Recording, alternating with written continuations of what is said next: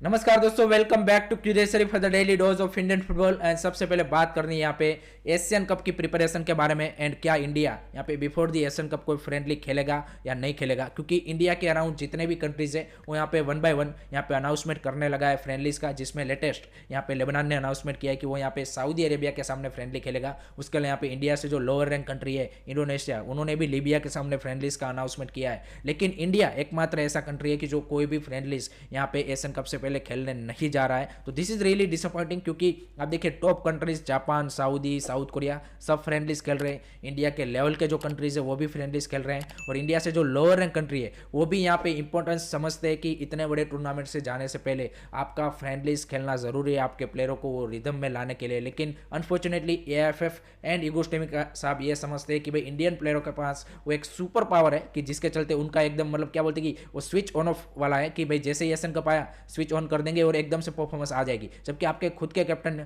यहाँ पे सुनील छेत्री ने बोला हुआ है कि भाई अगर हमें ऑस्ट्रेलिया उज्बेकिस्तान को टेक ऑन करना है तो हमें इस तरह के फ्रेंडलीज की जरूरत है। तो really really disappointing with the AFF and ईगोस्टेमिक। एएफएफ से भाई आपने पूरे साल अभी क्या बोलते कि आप प्रचार प्रसार कर रहे हो कि भाई हमने इस साल इतने सारे क्या बोलते कि मैच ऑर्गेनाइज किए नेशनल टीम के लिए, तो भाई जब सबसे इंपॉर्टेंट था और सबसे जब जरूरी था टीम को यहाँ पे फ्रेंडलीज का, तभी आप अरेंज नहीं कर पाए। दूसरा ईगोस्टेमिक साहब, भाई आप 4 वीक के कैंप की बात आप क्या बोलते हैं साफ के टाइम से करते आ रहे हो, 4 वीक का कैंप चाहिए, नहीं तो मैं एशियन कप का रिस्पॉन्सिबिलिटी नहीं लूंगा। तो भाई 4 वीक पॉसिबल नहीं है, जो कि आपका लीग सीजन इस तरह से चल रहा है। तो जो चीज़ पॉसिबल थी आपके हाथ में थी कि आप ये डिमांड तो रख सकते थे ना कि भाई अगर आप मेरे को 4 वीक का कैंप नहीं दे पाते हो तो एटलीस्ट मेरे को 2 फ्रेंडलीज यहाँ पे क्या बोलते कि वो जो 10-12 दिन का गैप है उसमें अरेंज करके दीजिए। तो आप ये बात नहीं रखनी, आपको जो मतलब पब्लिक आई में अच्छी बात रखनी क्या बोलते अच्छे लगे ऐसी बातें ही करने हैं। तो really disappointing from the AFF and क्या बोलते कि ईगोस्टेमिक की इंडिया। आई थिंक जिस तरह से मतलब स्टेटमेंट आ रहे हैं, जिस तरह से हमारी प्रिपरेशन दिख रही है, इंडिया एकमात्र ऐसा ही कंट्री दिख रहा है कि जो यहाँ पे क्या बोलते हैं कि एशियन कप को इतना लाइटली ले रहा है। मतलब आप देखिए बाकी countries full on preparation mode में चले गए हैं और उनका जिस तरह से प्लानिंग और सारी चीज़ें दिख रही है, मतलब कितना सीरियसली वो ले रहे हैं। और अनफॉर्चुनेटली सबसे बढ़िया जो डिसअपॉइंटिंग चीज़ ये है कि एएफएफ एंड ईगोस्टेमिक एशियन कप को इतना लाइटली कैसे ले सकते हैं। मतलब आप कॉन्टिनेंटल लेवल टूर्नामेंट को आप इतना ज़्यादा मतलब हल्के में कैसे ले सकते हैं, ये किस तरह का विजन है, मेरे को तो ये टू बी ऑनेस्ट समझ में नहीं आ रहा है। सो लेट्स सी आगे क्या होता है। लेट मी नो गाइज आपका क्या ओपिनियन है इसके रिगार्डिंग कि क्या भाई यहाँ पे फ्रेंडलीज होना चाहिए नहीं होना चाहिए, कमेंट सेक्शन में जरूर बताएगा। उसके बाद बात करते हैं भाई यहाँ पे एएफएफ ने जो अपनी एलिट एकेडमी की लिस्ट है 32 एकेडमीज को उन्होंने एलिट लेवल में यहाँ पे 3 स्टार दिए हैं और उसको अनाउंसमेंट कर दिया है, जिसमें भाई एक सरप्राइजिंग नंबर निकल के आ रहा है कि आईएसएल की एक ओनली 4 क्लब ऐसे है कि जिनकी एकेडमीज को यहाँ पे एलिट एकेडमी में रखा गया है। बेंगलुरु एफसी ऑब्वियसली जिस तरह से उनकी एकेडमी चलती है, Hyderabad FC, Jamshedpur FC and Punjab FC, ये 4 ही क्लब ऐसे कि जिनकी एकेडमी को ये एलिट एकेडमी में प्लेस मिला है। बाकी क्लब्स हम सबको पता है कि क्या कर रहे हैं। तो this is needs to be change and club को यहाँ पे ओनर्स लेना पड़ेगा, अपने यूथ लेवल पे काम करना ही पड़ेगा। आप मतलब सिर्फ आपकी सीनियर टीम के ऊपर फोकस करोगे तो कभी यहाँ पे क्या बोलते कि आपके फुटबॉल ग्रोथ के लिए अच्छी बात नहीं है। एंड दूसरी अगर आई लीग से बात करें तो आई लीग से भाई यहाँ पे श्रीनिधि डेक्कन एंड राजस्थान यूनाइटेड की एकेडमी को मिला है, सुदेवा दिल्ली की एकेडमी है। तो टोटल 32 एकेडमीज को यहाँ पे एलिट लेवल का एक्रेडिएशन यहाँ पे एएफएफ की ओर से मिला है। तो ये 32 एकेडमीज, उसके लिए यहाँ पे जो ISL, I league and I league 2 की यहाँ पे क्लब्स है, उनकी जो यूथ लेवल की टीम है, ये सारी मिलकर यहाँ पे अंडर 17 जो यूथ लीग अभी इस मंथ स्टार्ट होने वाला है उसमें पार्टिसिपेट करेगी। तो लेट होप्स हो जब नेक्स्ट ईयर यहाँ पे एक्रेडिएशन आए तो हम आईएसएल की सभी क्लब की जो एकेडमी है उसको इस एलिट लेवल में देखें, क्योंकि ये काफ़ी ज़्यादा ज़रूरी है कि आप अपने यूथ लेवल पे के ऊपर काम करें। सिर्फ दिखाने के लिए कि भाई हम फुटबॉल में काम कर रहे हैं और आपकी सीनियर टीम आईएसएल में उतार देने से काम नहीं चलेगा। आपको अपने यूथ लेवल पे भी काम करना पड़ेगा। आपकी अंडर 13, 15, 17 सभी टीम्स होनी चाहिए और उस क्या बोलते कि एक प्रॉपर एकेडमी के थ्रू काम करना पड़ेगा, जिसका best example Reliance football youth champs है, मिनर्वा एकेडमी है, बेंगलुरु की एकेडमी ज़बरदस्त है, काफ़ी और भी सारी एकेडमीज है जो कि बेहतरीन काम कर रही हैं। सो लेट होप्स हो कि आईएसएल क्लब्स भी, ओनर्स भी और जो डिसीजन मेकर है इस बात को समझे और आगे आने वाले टाइम में हमें और भी ज़्यादा यहाँ पे आईएसएल के जो क्लब्स हैं उनकी एकेडमीज इस लिस्ट में देखने को मिले। उसके बाद बात करनी है यहाँ पे भाई इंडिया अंडर 17 के बारे में, क्योंकि फिर से जैसे सीनियर टीम की हमने अभी बात की, same goes for the India under 17। Asian cup खत्म होने के बाद इंडिया अंडर 17 ने एक भी मैच नहीं खिलाया, जबकि आपके अराउंड देख लीजिए आप, नो डाउट यहाँ पे आपके पास बेस्ट मौका था कि यहाँ पे फीफा अंडर 17 वर्ल्ड कप आने वाला था, तो सभी कंट्रीज यहाँ पे उससे पहले फ्रेंडलीज के लिए देख रहे थे। तो इंडिया अपनी अंडर 17 टीम वहाँ पे भेज सकती थी। इंडोनेशिया में हो रहा था तो उतना कोई ज़्यादा मतलब आपके लिए क्या बोलती कि वो ट्रैवलिंग का भी वो वो नहीं होने वाला था। दूसरी चीज़ यहाँ पे इंडोनेशिया एंड सिंगापुर ने अभी भी एमओयू साइन किया है कि आगे आने वाला टाइम है वो और भी ज़्यादा यहाँ पे यूथ लेवल के वर्ल्ड कप ऑर्गेनाइज करने का सपना देख रहे हैं।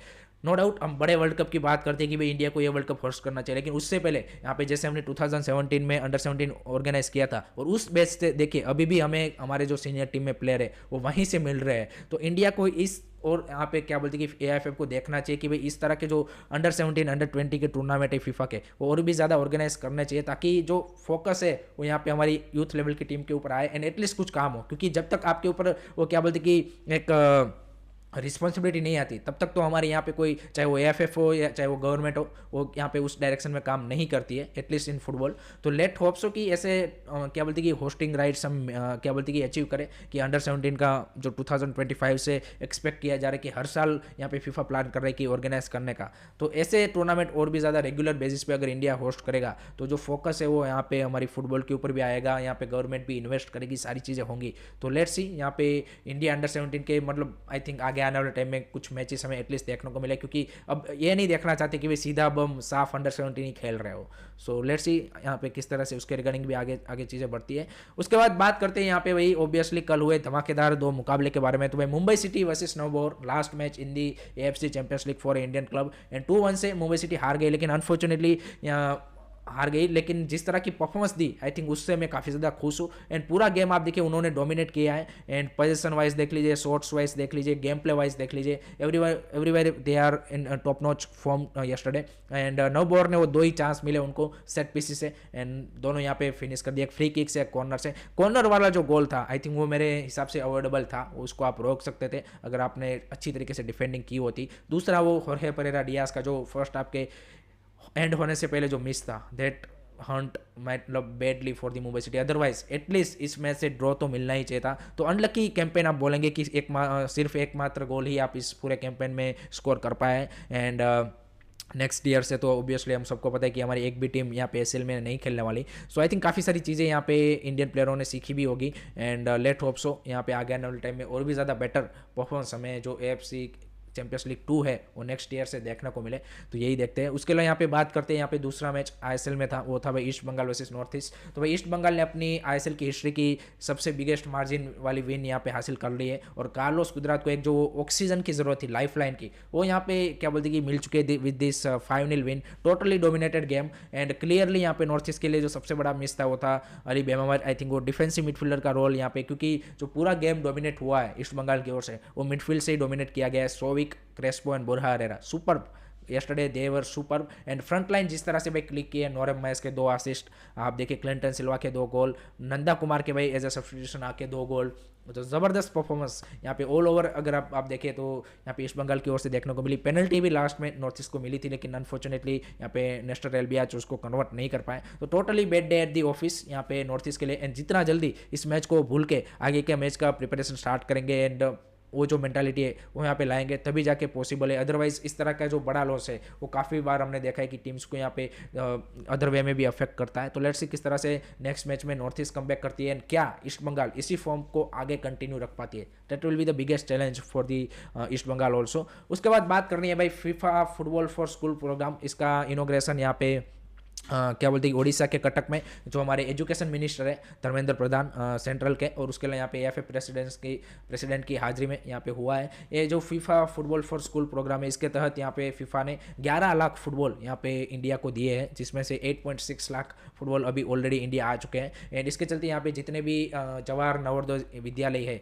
यहाँ पे ऑल अराउंड दी इंडिया, इसमें पहले अभी 5 डिस्ट्रिक्ट सिलेक्ट किए गए हैं यहाँ पे उड़ीसा, गोवा, केरला, महाराष्ट्र एंड यूपी। इसके कुछ डिस्ट्रिक्ट में यहाँ पे जो भी स्कूल्स है उनको ये प्रोवाइड किया जाएगा हायर क्या बोलते कि upper primary and secondary schools के जो बच्चे हैं उनके लिए। एंड उसके बाद all around the India 1.5 lakh schools को यहाँ पे फुटबॉल दिया जाएगा, ताकि फुटबॉल गेम के साथ यहाँ पे स्कूल लेवल से ही बच्चे जुड़ पाए एंड इसमें इंटरेस्ट दिखा पाए। तो this is the initiative of AFF, FIFA and हमारी जो एजुकेशन मिनिस्ट्री है उसकी ओर से चल रहा है। तो that's a good initiative. So that's it from my side guys regarding today's Indian football news. I hope कि आपको वीडियो पसंद आया हो। Keep supporting Indian football, don't forget to like and subscribe curiously. जय हिंद, जय भारत।